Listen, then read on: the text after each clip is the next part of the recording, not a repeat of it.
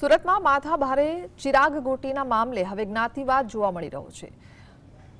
પાટલિયા પ્રજાપતિ સમાજના પૂર્વ પ્રમુખ અને નંદલાલ પાંડવે સોશિયલ મીડિયા પર પોસ્ટ મૂકીને સમાજને એક થવા જણાવ્યું છે। પોસ્ટમાં પૂર્વ મંત્રી વિનુભાઈ મોરડિયા સામે સવાલો ઉઠાવ્યા છે। ધારાસભ્ય વિનુભાઈ મોરડિયા જણાવ્યું છે કે અસામાજિક તત્વો કતાર ગામ છોડવા જોઈએ, કારણ કે સ્થાનિક ટપોરીના લોકો કર્મોથી હેરાન છે।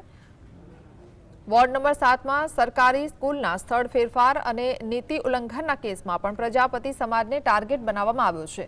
સોશિયલ મીડિયામાં ચિરાગ ગોટી સંબંધિત રાજકીય સાંઠગાંઠને લઈને કટાક્ષ અને આક્રોશ જોવા મળી રહ્યો છે।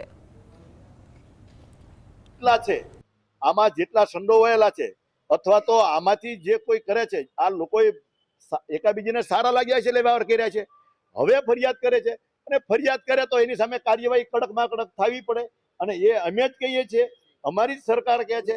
એટલે હવે રહી વાત એ છે કે કોઈને વ્યક્તિગત રીતે કાંઈ બીજી તકલીફ હોય તો એની મેટર છે। હું એટલું માનું કે મને બધા સમાજે મને ધારાસભ્ય બનાવ્યો છે અને હું બધા સમાજ હારે છું। પ્રજાપતિ સમાજ આજે મારી હારે છે, અમુક લોકો ન કે એ અલગ વિષય છે।